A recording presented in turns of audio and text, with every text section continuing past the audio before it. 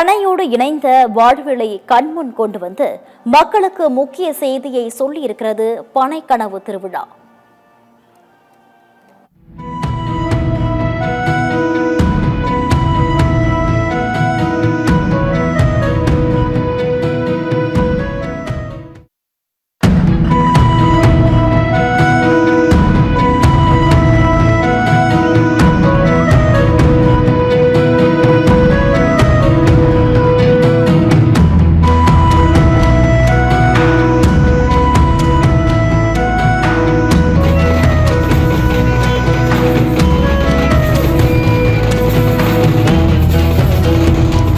விழுப்புரம் மாவட்டம் கஞ்சனூர் அடுத்த பூரிக்குடிசை பனங்காட்டில் 5ஆம் ஆண்டு பனைக்கனவு திருவிழா கோலாகலமாக நடைபெற்றது.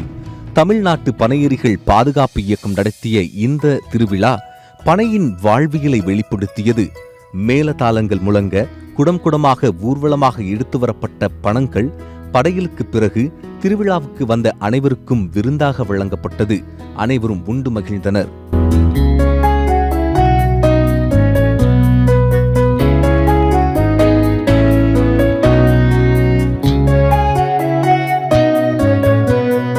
கல் எங்கள் உணவு, கல் எங்கள் உரிமை என்று முழங்கிய இந்த பனைக்கனவு திருவிழாவில் பனை பயன்பாட்டு பொருட்கள், உணவுப் பொருட்கள் கண்காட்சிக்கும் விற்பனைக்கும் வைக்கப்பட்டிருந்தன.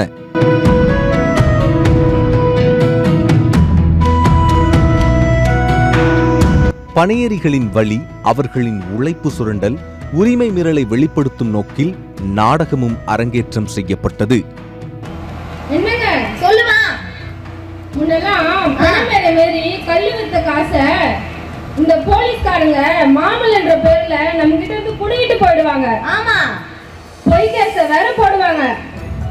ஏதோ ஒழிச்ச பணத்துல மிச்ச மீதிய வச்சு நம்ம குடும்பத்தை நடத்திட்டு இருந்தோம். ஆனா இந்த 5 வருஷ காலமா பணமரம் மாரி கல்லு வித்த கஷ்டப்பட்டு கல்லு வித்த காசு நம்ம கையில நிக்குது. இந்த போலீஸ்காரங்களுக்கு நம்ம மாமல் கொடுக்கறது இல்ல, நம்ம பிள்ளைங்களை நல்லா படிக்க வைக்கிறோம், வீடு வாசல் கட்டுறோம், சந்தோஷமா வாழறோம். இதுக்கு என்ன சொல்றீங்க நீங்க? இது நம்ம எல்லா பணியாளர்களோட ஒற்றுமையை வெட்டுமா? அச்சுறுத்தலுக்கும் மிரட்டலுக்கும் மத்தியில் நடந்த பனை திருவிழாவில் கல் ஒரு உணவுப் பொருள் என்பதற்கான ஆதாரங்கள் காட்சிப்படுத்தப்பட்டன. மத்திய சுகாதாரத்துறை அமைச்சகத்தின் கீழ் இயங்கி வரும் ICMR-இன் நேஷனல் இன்ஸ்டிடியூட் ஆஃப் நியூட்ரிஷன் நிறுவனம் வெளியிட்ட ஊட்டச்சத்து மிகுந்த உணவுப் பொருள் பட்டியலில் கல் இருப்பதை சுட்டிக்காட்டப்பட்டது. கல்லுக்கு K001 என்ற உணவு குறியீடு எண் வழங்கி உணவாக அங்கீகரிக்கப்பட்டிருப்பதையும் பனைக்கனவு திருவிழா மக்களுக்கு தெரியப்படுத்தியது. அது மட்டுமின்றி மத்திய தொழிலாளர் மற்றும் வேலைவாய்ப்பு அமைச்சகத்தின் கீழ் இயங்கும் தொழிலாளர் நல வாரியம் அங்கீகரிக்கப்பட்ட தொழில்கள் பட்டியலில் கல் இறக்குபவர் என குறிப்பிட்டு பனையேரிகளுக்கு அடையாள அட்டை வழங்குவதையும் விழா ஏற்பாட்டாளர்கள் எடுத்துரைத்தனர். FSSAI என்னும் இந்திய உணவு பாதுகாப்பு மற்றும் தர நிர்ணய ஆணையம் கல்லை உண்ணக்கூடிய பொருளாக அங்கீகரித்திருப்பதையும் தெளிவுபடுத்தினர். எங்களுடைய கோரிக்கை, நாங்கள் தொடர்ந்து கல் விடுதலைக்காக நாங்கள் போராடி கொண்டிருக்கிறோம். பல மனுக்கள் கொடுத்திருக்கிறோம், பல போராட்டங்கள் நடத்திருக்கிறோம். ஆனால் இந்த அரசு கண்டுக்கவே இல்லை. இதுவரைக்கும் கேலா செவியுடையவர்களாக தான் இந்த அரசு இருந்திருக்குது. அதனால் நாங்கள் சென்ற ஆண்டு 2025 நாங்கள் கல் விடுதலை அடைந்து விட்டோம் என்ற அறிவிப்பு செஞ்சிட்டோம். இன்னைக்கு நாங்கள் கல் விடுதலை அடைஞ்சு விட்டோம். கல் விடுதலை உள்ளவர்களாக நாங்கள் கல் இறக்குறோம், கல்லை விற்கிறோம், கல்லை நாங்கள் விற்பனை செய்கிறோம், கல்லை குடிக்கிறோம். பனையேரிகளுடைய வாழ்க்கையும் பனை சார்ந்த இந்த வாழ்வியலும் முன்னேற வேண்டும். அது சார்ந்த உள்ளூர் பொருளாதார கட்டமைப்பை உருவாக்க வேண்டும் என்பதே எங்களுடைய நீண்ட நாள் நோக்கமாக இருக்கிறது, எங்களுடைய கனவாக இருக்கிறது. அதை நோக்கி எங்களுடைய பயணம் தொடரும். இது உடம்புக்கு நன்மையானது. எங்கள் தாத்தா காலத்தில் பனங்கல் சாப்பிட்டாங்க, பனங்கல் குண்டு சாப்பிட்டாங்க. பனை வெள்ளத்தை குழந்தை பிறந்தவங்களுக்கு கொடுத்தாலே அவங்க நோய் தீரும். ஆஸ்பத்திரிக்கு போக வேண்டிய வேலையே கிடையாது. அப்படி உள்ளதை ஏன் இவங்க கவர்மெண்ட் ஏன் நிறுத்திட்டு தேவையில்லாததை கொடுத்தது தேவையானதெல்லாம் நிறுத்துறாங்க? இது ஒரு தவறான கருத்துன்னு தான் நான் சொல்கிறேங்க. அதனால் தமிழ்நாடு ஃபுல்லாக பணங்கள் இறக்கிறதுக்கு அனுமதி கொடுக்க வேணும்னு இருக்கையும் குப்பி கேட்டு கொள்ளுகிறேன். இது உண்மையானதுங்க இல்லையா? இப்போ இதில் உடம்புக்கு நன்மைகள், சளி பிடிச்சா நீங்கள் ஆஸ்பத்திரிக்கு போக வேண்டிய வேலையே இல்லை. ரெண்டாவது பனங்கல் வயிற்றுக்கு நல்லது, குளிர்ச்சியானது, ஹீட்டை தணிக்கும். இதுக்கு ஹீட்டுக்கு போய் மாத்திரை சாப்பிட வேண்டிய அவசியமே கிடையாது. இப்போ நான் வெள்ளியில் அந்த உத்தரவாசம் மூட்டை போட்டிருந்தேன், இல்லைன்னா காட்டுவேன், அது வந்து கருத்து போயிடுது. டாக்டர் வந்து உடம்பு சூடுங்கிறாரு. அதனால தான் கடலூர் மாவட்டத்திலேருந்து நான் இங்கே வந்திருக்கிறேங்க. தயவு செஞ்சு தமிழ்நாடு பூரா இதை இறக்கிறதுக்கு அனுமதி கொடுக்கணும்னு பணிமுடன் கேட்டுக்கொள்கிறேன். இது சாராய விஷயம்லாம் இல்லை, மதுபானம்லாம் எதுவுமே இல்லை, உடம்புக்கு நல்லது. குடித்தா எல்லோரும் வயசானவங்கலேருந்து சின்ன பசங்கள்லேருந்து எல்லாருமே நல்லாவே குடிக்கலாம். குடித்தாலும் எந்த எஃபெக்டும் இருக்காது. இது உடம்புக்கு இயற்கையானதை எதுவும் விற்கிறதுக்கு விட மாட்டுறாங்க. இது எல்லாத்தையும் ஒரு மதுபானம் நினச்சின்னு கேஸ் போட்டுட்ருக்காங்க. மற்ற இடத்துல கேரளா, ஆந்திரா அந்த இடத்துல இதுக்கு எந்த தடையுமே இல்லை. இந்த ஊரில் மட்டும்தான் தடை.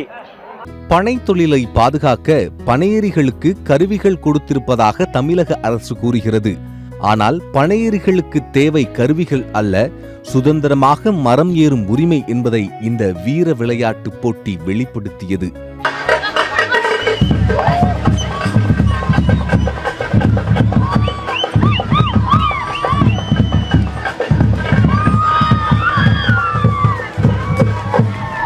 பனை ஓலையில் ஒருவரை உட்கார வைத்து அதனை இழுக்கும் போட்டி, மாவொலி சுற்றும் போட்டி என பனை கனவு திருவிழா களை கட்டியது.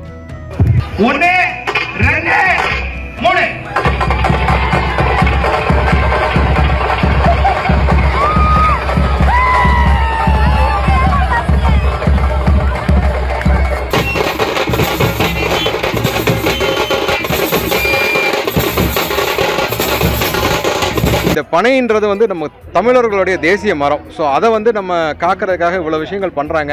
அவங்களுக்கு ஒரு சப்போர்ட்டாகவும் இருக்கணும், இதை வந்து நம்ம விழிப்புணர்வாகவும் செய்யணுன்றதுக்காக இந்த இது எடுத்து பண்ணிட்டு இருக்காங்க. நாங்களும் அவங்களோட சேர்ந்து பயணிக்கிறதுல ரொம்ப மகிழ்ச்சி அடைகிறோம்.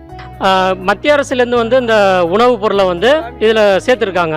ஆனால் தமிழ்நாட்டில் மட்டும்தான் இதை வந்து தடை பொருளாக வந்து மாற்றிருக்காங்க.